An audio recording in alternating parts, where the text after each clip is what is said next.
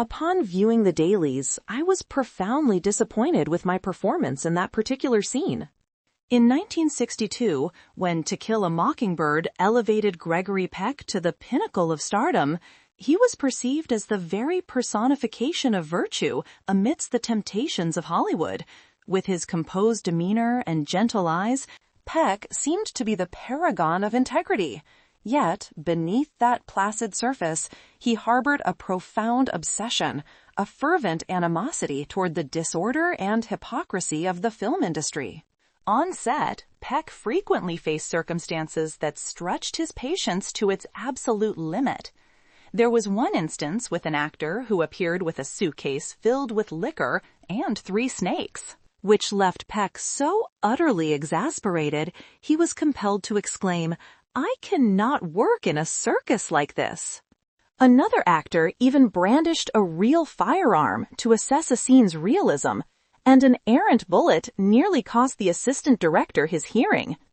Peck became so incensed that he stormed off the set. "I signed a contract to create motion pictures, not to participate in a war." But who were these performers that drove him to such a state of anger? And what precisely did they do to make Gregory Peck, the famously calm and disciplined gentleman, lose his composure? It all commenced with Marlon Brando, Hollywood's most notorious renegade, complete with his luggage of spirits and his trio of snakes. The film The Missouri Breaks was nearly jeopardized because of him. Before committing to the project, Peck had been given assurances by the producers that Brando had reformed, claiming he was now more composed and professional. But once the production team assembled in Montana, Peck realized he had been gravely deceived. Brando arrived carrying a suitcase brimming with liquor, 3 pet snakes, and a toy piano he dubbed his emotional energy transfer tool. Every single morning, he would isolate himself in a corner, play a few discordant notes, and murmur to himself, "Today, my performance will be in the color blue." For Peck, a man who held discipline and precision in the highest regard, he found his own composure fraying amidst the pandemonium. In a fit of frustration, he inquired, "What on earth is he doing?" A crew member confessed, "We're not entirely sure. It's some new technique for emotional connection." The contrast between the 2 leading men could not have been more dramatic. Peck would be on set promptly at 7 a.m., meticulously poring over every page of the screenplay to prepare for a major scene, while Brando would meander in at a leisurely 11:30 a.m. This collision of worlds, between methodical discipline and raw chaos, between order and pure instinct, ignited a silent but ferocious tension that pushed Gregory Peck, Hollywood's supposed saint, to the very edge of his self-control. Marlon Brando strode onto the set with a wool beanie pulled down over his eyes, gently cradling a live pigeon in his hands. Before the entire assembly of cast and crew, he brazenly announced, "This bird will be my co-star today. I want the audience to perceive the bond between a man and a free spirit." The entire set fell into a stunned silence, taken aback by his audacity. When the scene commenced, Brando failed to deliver a single line correctly. Instead, he simply released the pigeon into the air, his expression distant and contemplative, completely ignoring Gregory Peck, who stood there frozen, clutching a script that was now utterly useless. Peck felt a profound sense of humiliation. A few days later, Brando took to whispering his lines so faintly that the microphone was unable to register them. Witnessing this new level of chaos unfold, Gregory Peck finally reached his breaking point. He turned to director Arthur Penn, his voice trembling as he stated, "I need to consult a psychiatrist." Arthur Penn immediately took Brando aside, barely concealing his own frustration, and said, "Marlon, this is a motion picture, not an exorcism. Gregory cannot work with your particular brand of acting."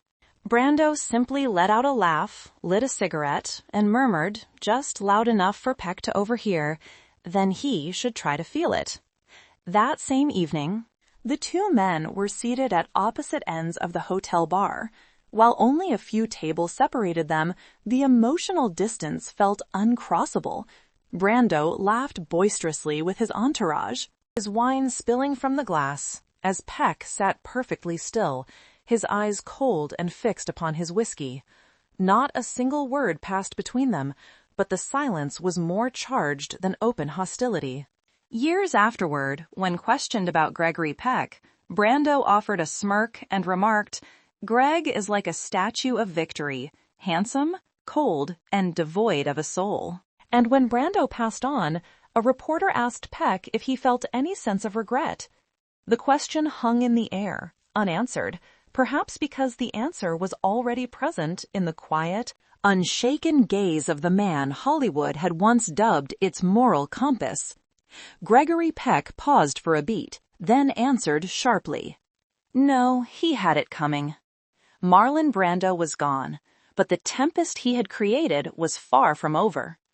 Peck assumed he would never again be forced to confront such disarray on a film set until he met the next one.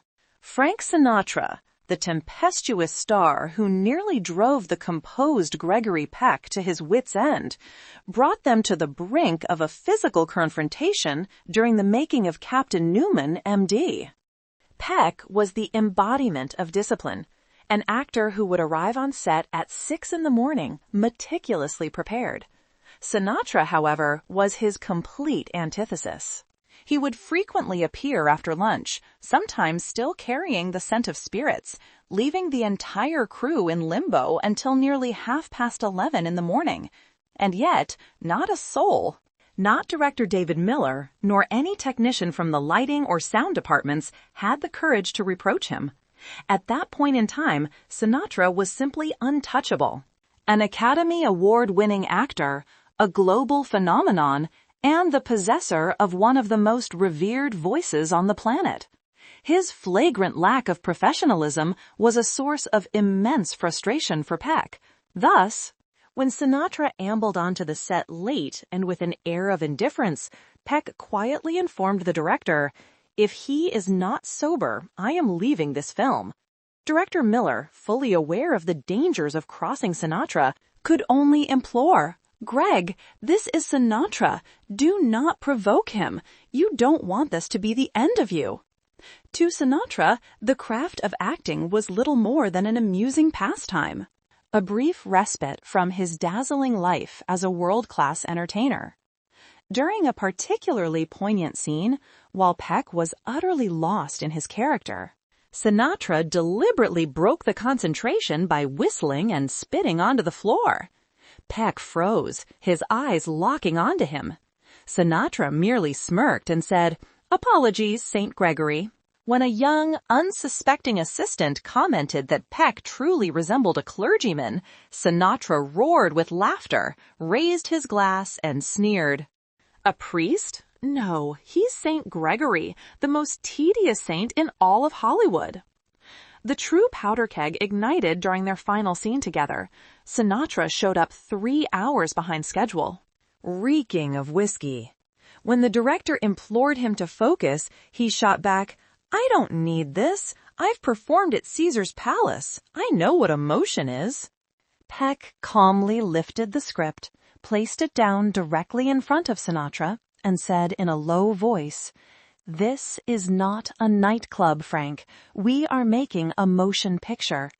Sinatra glared at him, his lips twisting into a grin before he retorted, "Then go and make the movie by yourself." In that moment, a dead silence fell over the set. Two legends stood at opposite ends of professional integrity and personal pride, captured in a moment that would be etched into memory as one of the most charged standoffs in the history of Hollywood. Although Gregory Peck fulfilled his obligations for Captain Newman, M.D., he never once glanced in Frank Sinatra's direction during their shared scenes. This continued even after the movie's release. Peck refusing to appear at any press junkets where Sinatra was also in attendance. Ironically, it was this very real-world friction that generated an electric chemistry on screen. As one critic famously wrote, "Peck brings the discipline, Sinatra brings the chaos, and together they forge a magnificent dynamic." Later, when questioned about his time filming Captain Newman, M.D., Peck stated icily, "Frank was gifted, but absolutely insufferable." In his final interview on the matter, when a reporter asked if he would ever consider working with Sinatra again, Peck offered a slight smile and responded, "I would sooner act opposite an empty chair. At the very least, it refrains from spitting in people's faces." But the ordeal with Frank Sinatra was only the beginning. A few years down the line, Gregory Peck would confront another man, an encounter he would later recount as the single most awful experience of my life. That man was Richard Burton. For Peck, his dealings with Burton became a truly unforgettable trial. Their initial meeting occurred at a glamorous Beverly Hills gathering. Burton made his entrance with a scotch in his hand, his powerful, theatrical voice booming through the room as if he were reciting Shakespeare rather than engaging in conversation. When an attendee introduced Gregory Peck as the man who gave the world Atticus Finch, Burton erupted in a drunken cackle and announced loudly to the entire party, "Gregory Peck is not an actor. He is a human rights oration wrapped in an expensive suit." The room filled with laughter at Burton's audacious display of arrogance. But he had not yet finished. At social event after social event, Burton persisted with his derision, calling Peck Saint Gregory or the man who fakes a virtuous life. Even in published interviews, Burton could not help but take shots at him, once scoffing, "Peck performs as though he is giving a speech at the United Nations." Then, in 1965, while Richard Burton was at the zenith of his fame, a new film opportunity came into play. The producers were keen to have both Burton and Peck star in it together. The script was first sent to Gregory Peck, and it was then that history came dangerously close to repeating itself. Gregory Peck scanned only a few pages of the screenplay before slamming it on the table and stating coldly, "I can collaborate with anyone except for an arrogant fool like him." Within 48 hours, the project was ultimately scrapped. PC's professionalism and sterling reputation had foreclosed any chance of them working together, dealing a devastating strike to Richard Burton's pride. In a later interview with a British journalist, Burton admitted that he despised Gregory Peck with every fiber of his being, not because of the man himself, but for everything he stood for. PC's reputation, scoffed, was the most magnificent falsehood Hollywood had ever collectively chosen to accept. Burton, for his part, never tried to conceal his own imperfections. He was a heavy drinker, engaged in notorious affairs, and was prone to fits of rage. In his mind, this was the raw truth of art and existence. Peck, in stark contrast, appeared to exist completely untouched by such turmoil. He was calm, disciplined, and almost saint-like. Burton saw that perfection as an intolerable fraud, a facade that seemed to ridicule his own chaotic nature. "Every time I look at his face, I feel sick to my stomach," Burton once declared. "He is my conscience, the very shame I constantly try to suppress. He is living proof that a man can exist without madness, without drink, without transgression, and that fact drives me mad. I detest what he makes me confront within myself." When Richard Burton passed away in 1984, newspapers across the globe resurrected that notorious quote as a testament to his arrogance. The following day, a journalist managed to get a word with Gregory Peck, inquiring if he had any comment on Burton's passing. PC gazed into the distance for a long moment before responding softly, "A man of Burton's stature requires no further words from me." While Frank Sinatra may have tested Peck's patience, and Burton had certainly bruised his pride, the next figure to enter his life would challenge the very core of his convictions, John Wayne. Often seen as the other half of America's fractured soul, John Wayne and Gregory Peck harbored a profound and bitter animosity for one another. Wayne, the quintessential symbol of rugged patriotism, was an outspoken supporter of the Vietnam War, whereas Peck actively signed petitions against it and championed the cause of civil rights. In Wayne's eyes, Peck was nothing more than a preachy coward. To Peck, Wayne represented the face of unchecked aggression. Their long, simmering resentment finally boiled over at a Hollywood gathering in 1971. Clad in a leather shirt, Wayne positioned himself before a group of producers and fellow actors, lifted his glass, and snarled, "If this country were filled with men like Gregory Peck, we would have surrendered before the first bullet ever left the chamber." A wave of laughter swept through the room, but it died down just as quickly when Peck, seated at a far-off table, rose to his feet with quiet composure and offered his rebuttal. "And if America were filled with men like you, we would never comprehend the meaning of peace." From that evening forward, their feud was out in the open. Both men adamantly refused to attend any function where the other was scheduled to appear.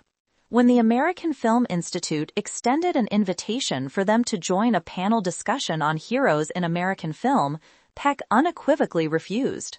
"I have no desire to share a stage with that man." Yet destiny had other plans for them. In 1970, Universal Studios put forward a proposal for a sequel to True Grit.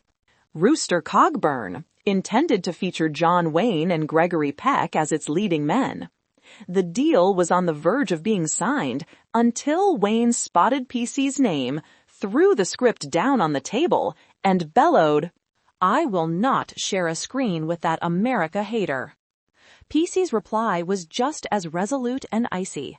They were two men, two titans of the industry, with two completely irreconcilable visions of what America ought to be.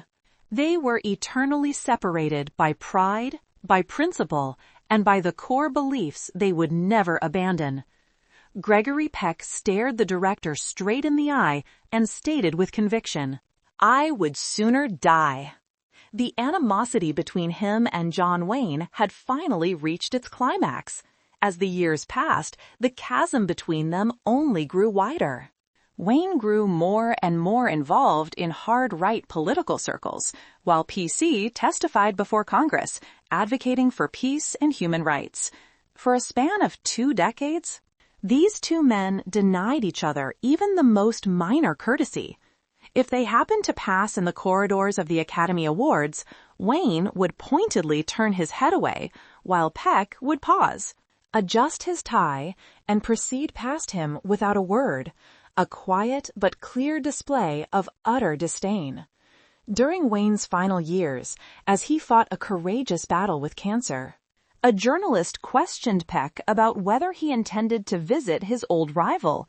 PC paused, his face an unreadable mask, before answering, "I will pray for his soul, but I cannot bring myself to look upon his face." Upon John Wayne's death in 1979, the flags in Hollywood were lowered to half-mast. Countless stars sent floral arrangements, and heartfelt tributes arrived from every corner of the globe. Gregory Peck, however, was conspicuously absent from the funeral. Instead, he dispatched a solitary letter to the Wayne family, which contained just 2 stark words, "My condolences." Yet, after Wayne, another personality would emerge to challenge Peck's legendary composure, though this time in an entirely different manner. It wasn't a matter of arrogance or political ideology, but one of sheer, maddening eccentricity. His name was Orson Welles, the brilliant madman who seemed incapable of silence. Welles stood as one of Hollywood's rare and undeniable geniuses. But he was also the one individual capable of driving the famously unflappable Gregory Peck to his breaking point. From the moment filming began on Moby Dick, the tension on the set was palpable.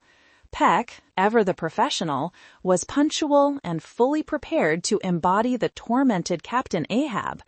Yet 2 hours ticked by with no sign of Wells, who had been cast as Father Mapple. Suddenly, he materialized, shrouded in a cloud of cigarette smoke and carrying the distinct aroma of wine. When director John Huston confronted him about his tardiness, Wells simply offered a smirk, casually slung an arm over Peck's shoulder, and quipped, Now, gentlemen, let's not be so terribly serious." Peck's expression soured as he discreetly removed the arm. Wellis's blatant lack of professionalism and respect had already struck a nerve. From that point, the situation deteriorated rapidly. Wells started meddling in the production, unilaterally rewriting lines, and proposing different camera setups, even challenging Huston's direction in full view of the entire crew.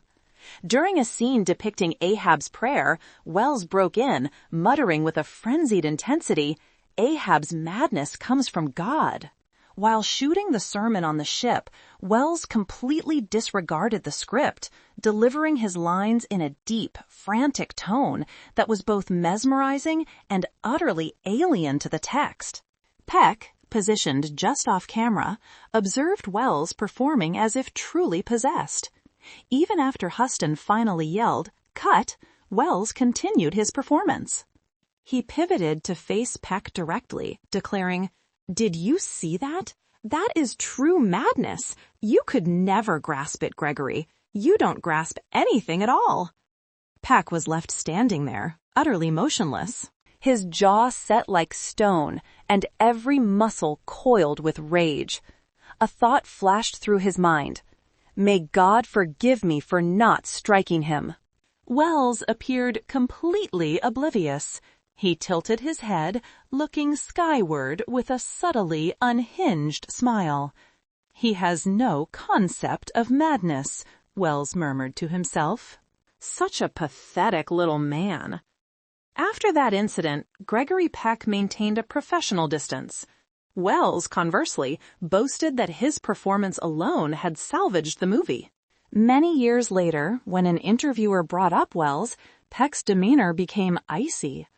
"How can I describe it?" he mused after a long pause. "He was like a man who had fallen from the sky." Decades on, Orson Welles would recount the tale to a class of students, laughing it off as a trivial matter. "Gregory Peck is a fine man," he'd say with a smirk, "but he's missing a certain fire. I was merely trying to stir things up a bit." Following Moby Dick, Peck never collaborated with another personality like Wells again. He consciously avoided oversized artistic egos and erratic personalities, gravitating towards roles that championed morality, discipline, and a sense of purpose. The experience with Wells taught him a harsh lesson. That genius and integrity are not always companions. Still, despite all the volatile and arrogant individuals he had encountered in his career, the man who truly got under his skin was one who never shouted or hurled an insult. He didn't have to. His very presence seemed to cast a shadow over Peck. This was a man driven by an almost obsessive need to surpass him, Kirk Douglas. For almost 20 years, Peck and Douglas engaged in a subtle war, outwardly civil, but seething with animosity beneath the surface. By the late 1940s, Peck was a certified A-list star, the very symbol of Hollywood integrity. Douglas, fresh off his success in Champion, loathed everything that persona stood for. He was known to sneer, "Gregory just stands there and lets his upstanding character do all the work." In public interviews, Douglas rarely passed up an opportunity to take a swipe. When a reporter inquired about the difference between the two actors, he smirked and replied, "Gregory Peck is as rigid as a plank of wood. And that is precisely why I will always be the superior actor." That remark circulated widely, fueling the fire of their feud. The rivalry came to a head in 1963, the year Gregory Peck won the Oscar for To Kill a Mockingbird, a role that forever cemented his legacy as Atticus Finch, the epitome of moral fortitude. As the crowd gave him a standing ovation, Kirk Douglas remained seated in a back row, drink in hand, and audibly muttered to those around him, "If he were truly Atticus Finch, this town wouldn't be so steeped in hypocrisy." Peck caught the remark. He turned his head, shot Douglas a quick, cold look, and remained silent. Later, when a journalist pressed him about Douglas's comment, Peck's response was simple: he has a flair for the dramatic. Douglas, meanwhile, continued to pursue gritty, rebellious roles, like in Paths of Glory and Spartacus, movies that had a raw edge to them. Peck, by contrast, continued to be the steady, moral compass of Hollywood. They were two men from two entirely different worlds. Both immensely talented, both fiercely proud, and each perpetually challenged by the image of the other. As time went on, this silent feud started to weigh heavily on Kirk Douglas. This experience forged a harder edge on him, amplifying his voice and shortening his temper, driving him to validate a point no one was questioning. He transformed into the very antithesis of Gregory Peck. He was a man of fire, competition, and solitude. As Peck became the paragon of Hollywood integrity, Douglas carved out a different reputation for himself: the old wolf, perpetually starved for acknowledgement. When Columbia Pictures approached both actors for The Heroes of Telemark in 1960, director Ray Bolting remembered Peck's rejection was swift and decisive. "I have no desire to share a screen with a man whose only acting tools are his chin and his shouting," he stated quietly. When Douglas caught wind of the comment, he erupted. He branded Peck a hypocrite with a golden halo, scoffing that Gregory was merely a creation of the studio system, a manufactured saint airbrushed by publicists. From that moment forward, any chance of reconciliation vanished. They solidified their positions as the opposing forces of classic Hollywood. It was a clash of intellect against instinct, discipline against desire, and silence against sound. Their rivalry endured for decades, weathering award seasons, the passage of time, and the shifting tides of the industry. During an interview in the 1980s, when asked who he considered the last true star of the golden era, Douglas answered with a defiant pride, "Gregory Peck might be a star, but I am a man, and I would choose authenticity over being a monument built on deceit." Peck never offered a direct rebuttal. He would simply offer a faint smile and remain silent. To those who inquired, he once observed, "Some people dedicate their entire lives to proving they are not inferior, only to forget that the audience has long since gone home." In time, the passing years would soften the edges of their animosity. In 2001, following a stroke that nearly silenced him, a journalist questioned Kirk Douglas about his enduring feud with Peck. With tears forming in his eyes, he confessed, "Greg was the man I resented, the man I envied, and ultimately the man I wished I could become." Upon learning of Douglas's health struggles, Peck's response was simple: "I no longer harbor any hatred for him. I only wish we had found a way to understand one another."